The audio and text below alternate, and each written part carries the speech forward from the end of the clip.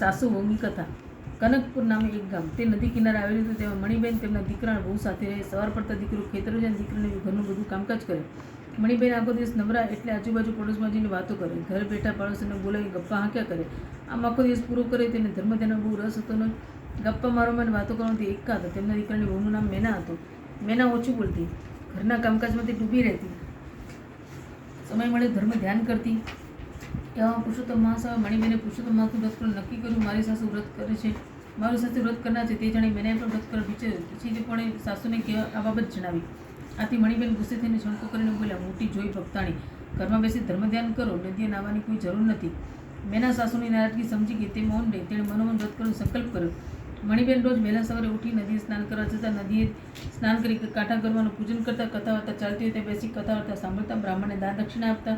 આ બાજુ મેના પણ સવારે વહેલી ઉઠતી, નિત્ય નિયમ મુજબ સ્નાન કરતી. તે સ્નાન સમયે, હે પુરુષોત્તમ ભગવાન, મારું આ સ્નાન વ્રતના સ્નાન તરીકે માન્ય રાખજો.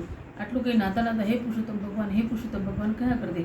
તેણે દેવસ્થાનમાં પુરુષોત્તમ ભગવાનની નાની સી મૂર્તિની સ્થાપના કરી. દરરોજ ધૂપ દીપ પુષ્પ આદિ સમર્પી તેની સ્તુતિ કરતી, આરતી કરતી. મેના અધિક માસમાં કથરોટમાં બેસીને સ્નાન કરતી.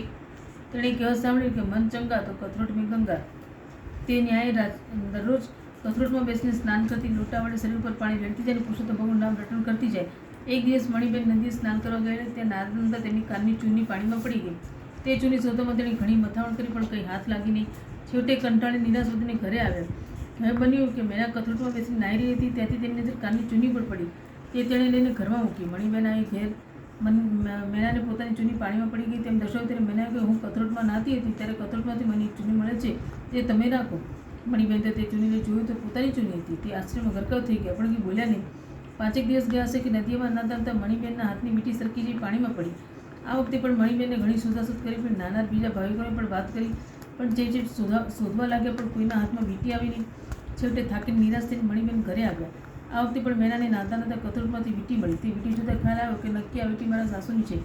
મણિબેન ઘેર આવતા તરત મેનાએ વીંટી તેને આપતા કહ્યું, હું કથરોટમાં નાહી હતી ત્યારે આ વીંટી મને મળી છે.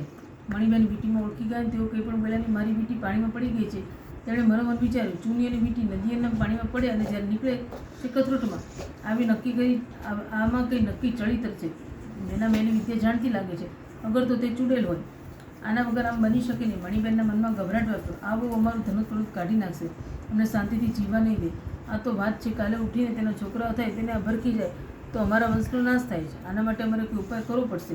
પુરુષોત્તમ માસ પૂરા થયા પછી તેની વાત સાંજે તેનો દીકરો ખેતરે તે મણિબેને તે મીઠું મરચું ભવરાને બંને પ્રસંગની વાત કરી. દીકરો સમજ્યો હતો. તે કંઈ બોલ્યો નહીં. આગળ જોયું જે તેમ થશે તેવું તેણે મનમાં વિચાર્યું. પુરુષોત્તમ માસ પૂરો થતાં મણિબેને ઉજવણ કર્યું. તેમણે યજ્ઞ કરાવ્યો. તેમાં ઘણા બ્રાહ્મણો વ્રત કરાવ્યા અને સગા સંબંધ નોતર્યા. યજ્ઞ પૂરો થતાં યજ્ઞમાં શ્રીફળ હોમવામાં આવ્યું કે તરત એક ગીબી અવાજ આવ્યો, હે મણિબેન, તમે બધાએ મારું પુરુષોત્તમ માસનું વ્રત કર્યું, યજ્ઞ કર્યો, દાન દક્ષિણા આપી મને સંતોષવાનો પ્રયત્ન કર્યો છે, તે ઠીક છે, પણ આખા ગામમાં શ્રેષ્ઠમાં શ્રેષ્ઠ તમારી દીકરીની બહુ મહેનત કર્યું છે. તેણે મારી પૂર્ણ શ્રદ્ધા ભક્તિ કરી છે, તેનાથી હું સંતુષ્ટ થયો છું. હું તેને આશીર્વાદ આપું છું, તેનું કલ્યાણ થશે. આટલું બોલી ગેબી અવાજ બંધ થયો. યજ્ઞમાં આવનાર બધાએ મેળાના ઘણા વખાણ કર્યા. મણિબેન પણ સાચી વાત સમજાઈ ગઈ. બોલો પુરુષોત્તમ ભગવાન કી જય. કૃષ્ણ કનૈયા લાલ કી જય.